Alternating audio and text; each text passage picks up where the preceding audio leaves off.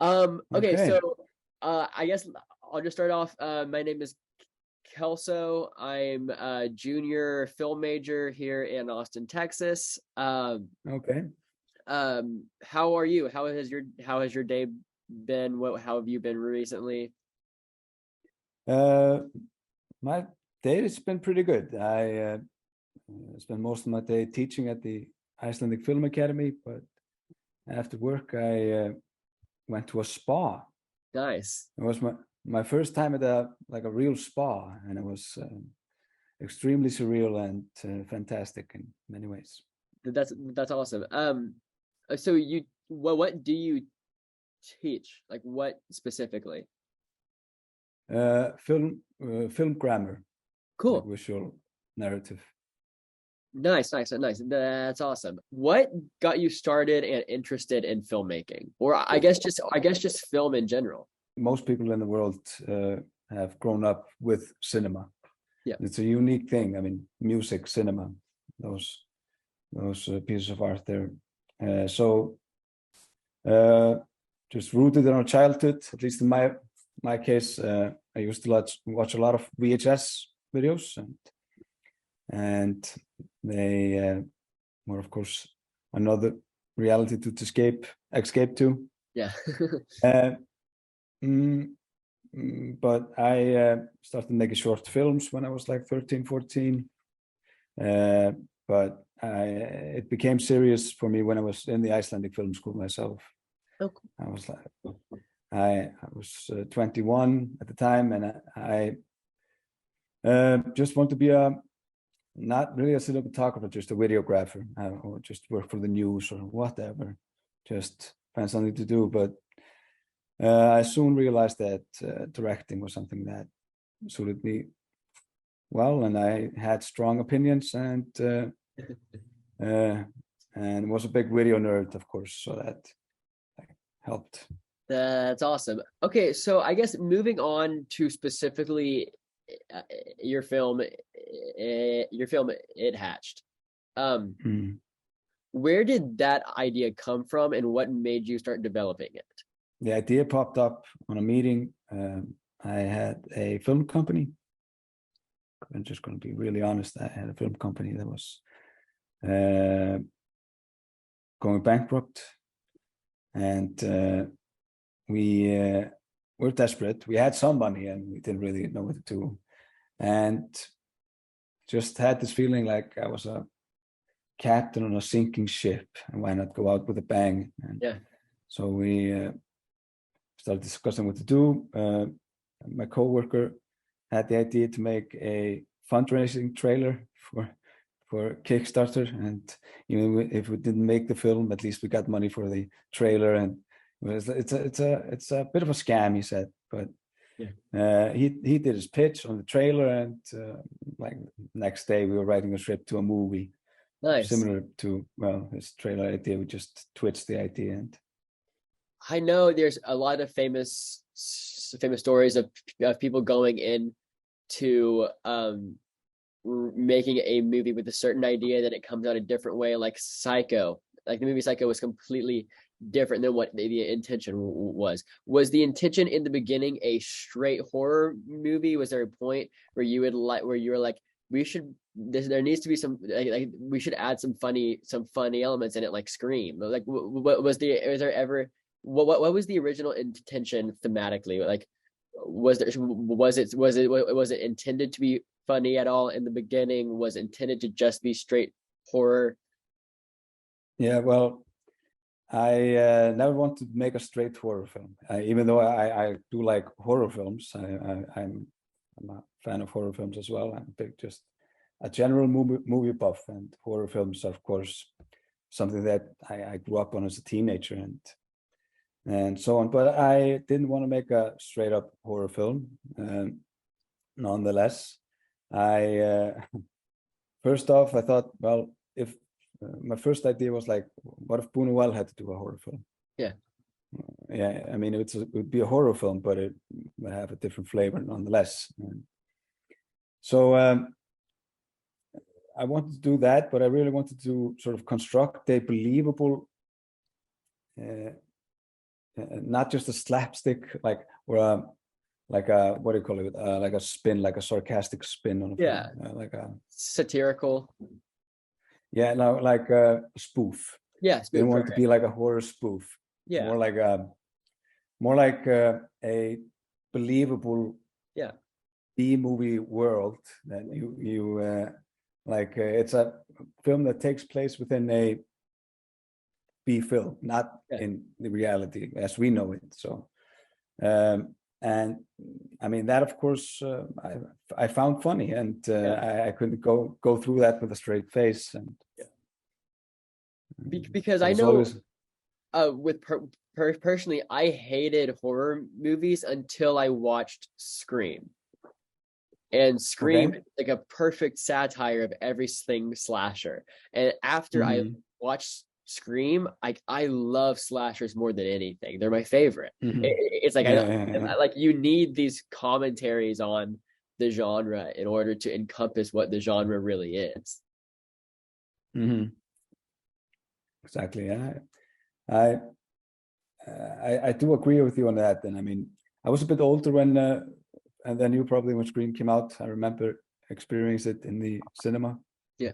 when it just came out, and of course, you're just so taken into the film. Of course, Yeah. it was so funny, and especially if you're a fan of John Carpenter, it was Yeah. extremely funny. Um, And of course, Wes Craven. Mm. yeah, no, I was just saying because like my friends and I this past year have just been binging all the classic slashers because we all watched Scream last semester. So we were like, it's just Mm-hmm. so great. Okay, so how was the writing process? Like, how you wrote it with a partner? Yeah. So did y'all just sit down and write it together, or was it you write some pages, send it to me, and I'll write some pages? How was that process?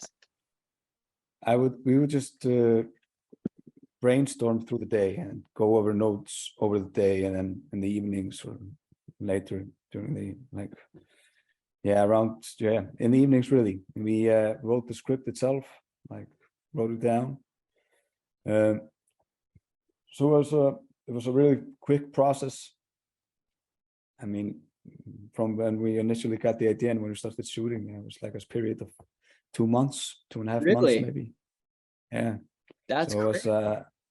it was crazy. It was like I said, you're a captain on a sinking ship and you have to move quickly. So yeah, it was chaotic and crazy. What was the inspiration? Was there a specific movie, like, or did you all have any comparisons, or was it just the point of your life? Or I mean, it's of course these are like cartoonish versions of emotions that you go through, yeah, and so of course life does influence you in a way, and I think that's probably always the case. I mean, we are our own point of view. yeah, Um, but as films go, I I was influenced by like Japanese horror and and also just old Pinko Eika films, like yeah, the late 60s, early 70s yeah. Japanese cinema. Seiun Suzuki, for instance, just how he colors scenes Yeah. just dramatically and so flamboyantly, like in a film like Tokyo Drifter, for instance. And then, of course, Italian cinema. Yep. And since you're thinking about slashers, I like Lucio Fulci films and so Okay. on. But Dario Argento, of course, as well. I know it's different, kind of in Europe and where you are than it is here. But was it a conscious decision to include nudity, or Nudity. was that just kind of normal? Because I know for here it was kind of shocking to Mm. to see the devil character naked. I wasn't expecting it. Was that like a was that something that you thought about, or was that just kind of something that just happened? No, things like that don't happen here in Yeah, Europe. yeah, It's yeah, you have to do a lot of persuading before a person gets naked in a yeah, cave. yeah, yeah, yeah. It's naked in a Uh, cave. That's true. That's a good point. yeah. I just Uh, know that here in America, people are very conservative, in mhm. that way. So I was just curious. Yeah. But yeah, I mean, the guy playing the Mara or the monster, he is the sound guy. Oh, He was the he's sound the guy. sound guy. Yeah, and not only is this he is the sound guy, he was the person that was sitting in the room with me in the beginning who said yeah, I have this idea to make a trailer, Kickstarter. Yeah, That's it's like, awesome. and he is like Iceland's original gangster rapper. As crazy as that is. Yeah. That's crazy. That's really Yeah. cool. Speaking of like him being the sound guy, how did y'all go about casting? Why'd y'all decide on the cast that y'all decided on? I knew Vivian Olofsdóttir very well, plays Myra. We were married at the time, actually, and had known each other for a long time, and I knew what she could do. Gunnar Kristjánsson, who plays Pétur,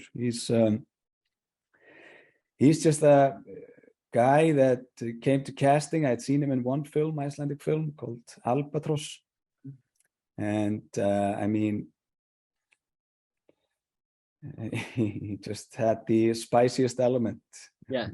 when it came to casting. So yeah, the other like supporting actors are staple stones of Icelandic acting. Cool. So Um, okay, so this is kind of again off topic. Um, mhm. where did the phrase "silly Billy Gumdrop" come from? Because I Silly Billy love that Gumdrop. line. I love that line so much. Well, thank you.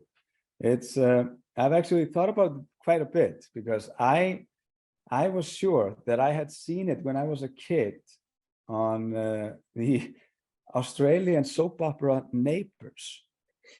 There was this character called Billy Kennedy. And it was something that every Icelander would watch. Yeah, And I thought that, yeah, perhaps he had watched that episode as well, Silly Billy Gumdrops. Don't be a silly Billy Gumdrop. yeah. It's something that just can't get out of your mind. Because And, it sounds like something that should be a common phrase, but I had never heard it before. yeah, I'm like, that's yeah, genius. yeah. That's so funny. Yeah, it's a funny phrase. Um, okay, so you don't have to get into specifics, but you can if you would like to. How did y'all? So I heard you say you did like a Kickstarter crowdfunding. What kind of was the budget for the movie, or how did y'all acquire the budget? How did you kind of allocate it the most? What was that process? I mean, just a bunch of the crew paid for the film, Yeah, mainly. yeah, And then we have like a few investors, yep. yeah. And of course, the production company Hero invested in the film as well Nice. and completed the film with us. So yeah, and a bunch of my money, bunch of just everybody's money we invested in the film ourselves, really. Nice. So yeah, no extreme figures. Do y'all have Mhm. do y'all have like film incentives in Iceland very much like, or do they not really, or do they? Yeah, Okay, cool. they do. And I mean, there's a lot of filming going on in Iceland. I mean, a lot of Hollywood films, of course, go to Iceland to shoot. Yeah, yeah. They use an Icelandic crew and production companies and so on. So Because I remember um, it was very funny for me and my friends because we saw two Icelandic horror films within like a month of each other, and neither mhm, of us ever had seen mhm, a single mhm, one. But then It Hatched and Lamb came out like, or I saw It mhm, Hatched at AFF and Lamb came out like a month before, and we were like, mhm. this is an interesting like trend that's happening. Yeah, and I think there is a big boom in Scandinavian horror. I mean, Yeah, horror was frowned upon in Scandinavia for a long time, which is silly because we made horror in the beginning. yeah, The best silent cinema from Scandinavia is our horror films. yeah. So That's awesome. uh, yeah, so there's a big boom going on these days. What was the hardest part of filming? I know that getting the money is always the hardest part, but besides finding financing, what was the hardest part of actually making the movie? Um, Finishing it is probably hardest. Just the final steps. Yeah. And then when you finished your film, you have to sell your film. Yeah. You know, find somebody to distribute your film, and which is a gamble. I mean, it's a film made out of our pockets with Yeah. with nothing, and we're trying to like go stretch that pretty far for Yeah. and so that was of course difficult. But as far as filming goes, I think just since I felt that we had to keep a certain tone throughout the film, it has to be just so insanely B-movie reference that everybody at least gets the joke, knows that it's it's like a parallel universe. Yeah. I did a lot of reshooting and reshot a lot of scenes that I didn't find it funny enough, or so on. So that's pretty difficult. Just persuading yourself on a low budget film to reshoot that scene again. So, Yeah. Why Tennessee? Why Tennessee? We were actually planning to shoot scenes in Tennessee in the beginning. Like our original script had way more scenes in Nashville, Tennessee. Gotcha.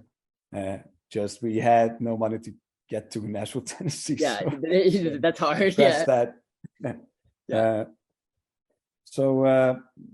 Yeah, it was just a part of the script that Got to cut well, things we out. just gotta cut it out. But Nashville, Tennessee, it was just because of the college choice. Just we had to have like we're with an Icelander go to study. Yeah. And Vanderbilt, like that. yeah, so we basically just zeroed it out on Nashville, Tennessee, and yeah. So No. I asked what the hardest part was. What was the funnest part? The funnest part is probably looking back. Yeah. When everything is going on. I mean, it's really overwhelming, and you have to do a lot of persuading just to keep. I mean, we had days that we were just a crew of 3 people, sometimes 2 people. Wow. Just certain days. So you have to do a lot of persuading for everybody to stick on. So it's a stressful process in so many ways. Yeah. That I would say that looking back is probably the best part, because looking back, it is one of the most exciting times of my life. Just and everybody involved is dear to my heart. Yeah.